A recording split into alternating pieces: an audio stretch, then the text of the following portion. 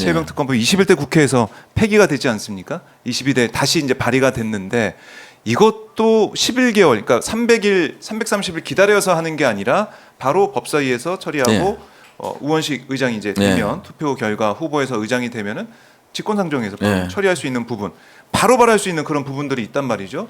이것도 좀 봐야 될 것 같은데 특히 국민들이 볼 때는 윤 대통령과 이종섭 전 장관의 통화 사실까지 밝혀졌고 또 경로선은 뭐 사실상 기정사실화 된 거 아니겠습니까? 이 정도 되면은 이거 특검 바로 해야 된다 이런 목소리가 커질 것 같은데요. 당연히 바로 해야 되고요. 아까 방금 경로 이야기하셨는데 경로한 게 무슨 문제냐라고 하는 그 모 의원님의 이야기를 듣고 정말 고개를 절레절레 저을 수밖에 없었다라는 생각이 들어요.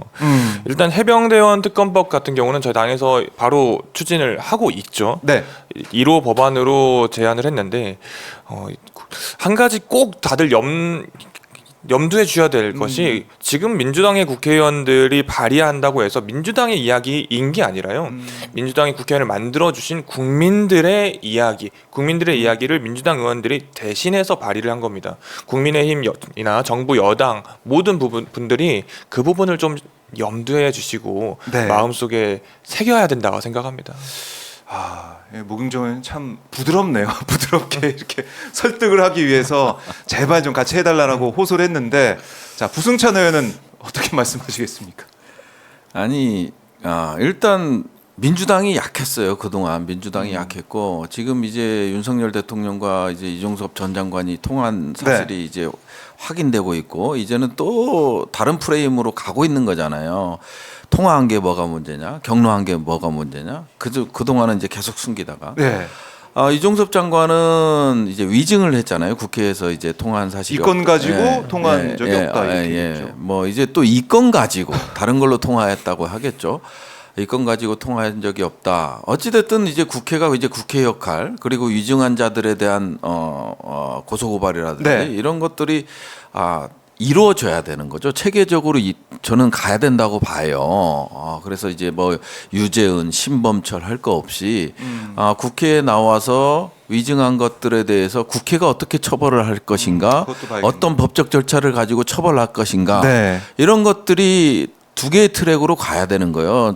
최혜병 사건 특검에 대해서는 특검대로 가되 이런 부분에 대해서 짚어주지 않는다면 결국은 이제 거부권 하나로만 가는 거거든요. 그래야만이 이제 이종섭이라든지 유재은이라든지 신범철이라든지 이번에 당선된 임종득이라든지 이런 사람들이 이제 부담감을 가질 수밖에 없는 거거든요. 그렇게 되면 자기가 살려고 할 것이고 그러면서 이제 사실들을 속속속 내놓게 되는 거거든요. 그래서 이제 민주당 내에서 그다음에 이제 조국혁신당, 야7당이 이런 부분에 대해서는 강력히 밀고 나가야 된다. 저는 이런 입장이죠. 그 중에서 가장 강력하게 밀고 나가는 건 더불어민주당이 될 것이고 당연히. 저는 이제 그 앵무새처럼 공수처, 공무새 분들이 계신다고 생각을 해요. 특검에 대해서 하면 안 된다, 할 필요가 없다라고 하면서 공수처 이야기를 계속 하시는데 얼마 전에 여러 이야기들이 돌고 있죠. 벌써 공수처의 외압이 되고 있다. 그래서 그리고 공수처 자체도 애초에 힘을 뺀 사람들이 누굽니까 도대체? 공수처가 역할을 제대로 못하게 만들었던 사람이 누군지 한번 생각을 해보았으면 좋겠고 그런 결과 공수처에 있는 그 애초에 인력 조직 자체도 이 수사를 하기에는 벅차요. 특히나 이 최상병 해병 관련된 문제는 부장검사 2명, 평검사 4명, 한 6명 정도밖에 안 된다고 하네요. 6명이서 이 문제를 대통령도 관련돼 있다고 보고 있는 이 사건에 대해서 공수처가 할 수 있다? 저는 매우 부정적으로 봅니다. 그래서 공무새는 이제 아웃. 공무새 아웃 이게 아니 이제 공수처라는 게 결국 기소권을 갖고 있지 않다 보니까 그렇죠. 그런 다시 이제 한계가 있죠. 윤석열 정권의 아가리로 다시 넘겨야 되는 이런 상황으로 가는 거잖아요. 그래서 이제 수사의 의지, 저는 과연 수사의 의지가 있는지도 저는 궁금하거든요. 결국은 외압이 심하다 보니까 계속해서 국민들에게 공수처에서 알리는 거잖아요. 외압이 심했던 거가 아까 우리 모 의원님께서도 말씀 주셨지만은 이 공수처라는 게 맨파워 자체가 일단 안 되잖아요. 맨파워가 안 되고 그다음에 이제 외압, 외압 또 이제 지휘부에서 외압을 행사하는 거 아니에요? 사건 배당권을 가지고 외압을 행사하고 그 다음에 이제 뭐 사건 기밀, 수사 기밀을 유출했다라는 이유로 해서 통신 내역을 달라고 하는 거고. 네.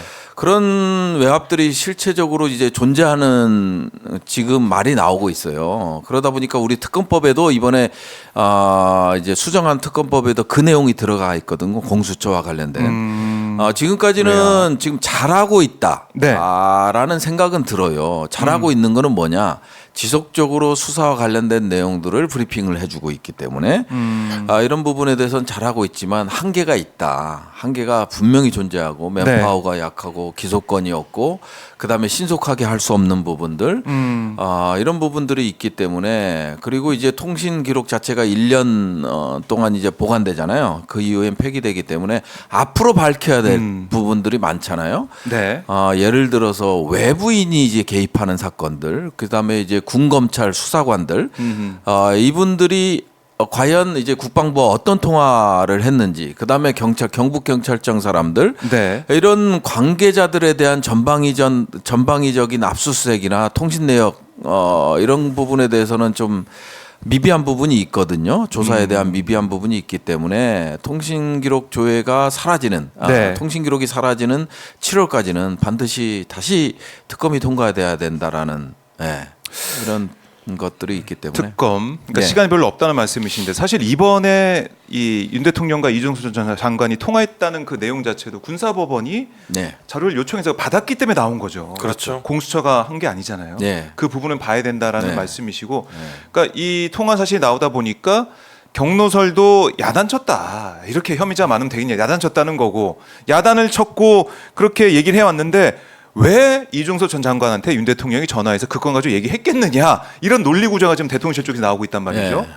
어떻게 들으셨습니까? 이런 논리 구조? 궁색하네요. 정말 궁색하고요. 일단 이 사건의 본질 자체에 대해서 어느 순간 사건의 타임라인이 지나가면 지나갈수록 그분들이 스스로 까먹고 있는 것 같아요. 국민들이 왜 이 사건에 대해서 분노하고 나라가 운영됨에 있어서 이 부분이 무엇이 문제인지를 국민들께서 더 잘 아신다는 생각이 들어요. 네. 지금 이 사건의 가장 큰 본질은 국가의 명령을 받고 어떻게 보면 그 급류에 뛰어들었던 그 정말 젊은 청춘에 대해서 네. 어떤 비극적인 사건이 일어난 데에 대해서 과연 책임권자들이 얼마나 책임 있는 자세들을 보였는가, 그 이후에 그걸 넘어서서 오히려 그 국민을 기망하는 태도를 보이지 않았는가, 거기에서 위법적인 부분이 있었는가, 이 부분을 찾아야 되는데 자꾸 뭐 이제 어느 순간 본인들도 그 경로라는 거에 스스로 본인들의 함정에 빠진 느낌이에요. 함정에 빠진 느낌이다. 사실 이 본질의 제일 그 중요한 부분은 임성근 구하기를 왜 했느냐. 네. 이것도 이제 밝혀내야 되는 거 아닙니까? 그럼요. 가장 중요한, 지금 뭐 말이 많지만 가장 중요한 부분이 결국은 임성근 구하기가 왜 이루어졌느냐. 왜 그리고 그런 거예요? 왜? 어떤 사람을 통해서 이루어졌느냐. 이게 정말 중요한 거죠. 근데 이제 현재까지는 그냥 말만 나오는 거고 썰만? 네. 썰만 있는 거잖아요. 썰만 있고 누가 개입했다 뭐 이런 썰만 있는 건데 네. 저는 뭐 일정 부분 사실일 가능성도 높다라는 생각이 들어요. 해병대 1사단장 단순히 사건이 일어나기 전에 해병대 1사단장이 우선적으로 봤을 때는 대통령 눈엔 들었거든요. 수해가 났을 때 그 이전 수해가 났을 때 수륙 양육 장갑차까지 동원해서 혁혁한 공을 윤석열 대통령 앞에서 보여줬고 윤석열 대통령이 치하를 했죠. 네. 그거 단 하나만으로 해병대 1사단장을 구하기에 나섰느냐? 저는 그렇게 보여지진 않고요. 또 다른 인물이 있을 거로 보여주고 이게 이제 또 수사기관에서 또 밝혀야 될 부분인 거죠. 예. 왜 임성근 사단장인가? 예. 왜 그렇게 구하기를 열심히 하고 있는가? 이 부분 밝혀져야 된다라는 거고, 민주당이 뭐 주말에도 장애 집회를 했고 전국적으로 집회를 한다 이런 얘기도 나오고 있더라고요. 앞으로 투쟁 방향 좀 어떻게 민주당은 좀 보고 있습니까? 아까 우리 뭐 슛 들어가기 전에 잠깐 이야기 나눴는데요. 장외 투쟁이 효과적이라면 100번 1000번도 하겠다라는 말씀을 제가 드렸잖아요. 장외 투쟁뿐만 아니라 네. 전 국민 자체가 우리가 민주당이 앞서서 투쟁합시다를 안 해도 벌써 이미 들끓고 있고 온라인 오프라인 가릴 거 없이 다 많은 이야기들 내주고 계세요. 저희가 할 수 있는 역할 그리고 해야 되는 역할은 그분들이 더 모여서 구심점을 삼아서 네. 큰 이야기들을 할 수 있고 그리고 여러 가지 언론이나 여러 가지 많은 부분에 대해서 더 좋고 효율적인 스피커들을 활용할 수 있게 해드리는 방안이라고 생각을 합니다.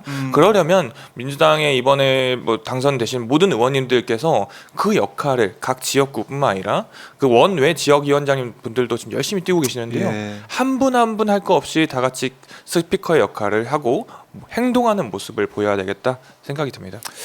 알겠습니다. 민주당의 투쟁 또 이제 법안 처리 과정도 지켜보도록 하고 제일 중요한 건 이 원구성 협상이 또 어떻게 될지가 중요하기 때문에 계속해서 주시를 하도록 하고요.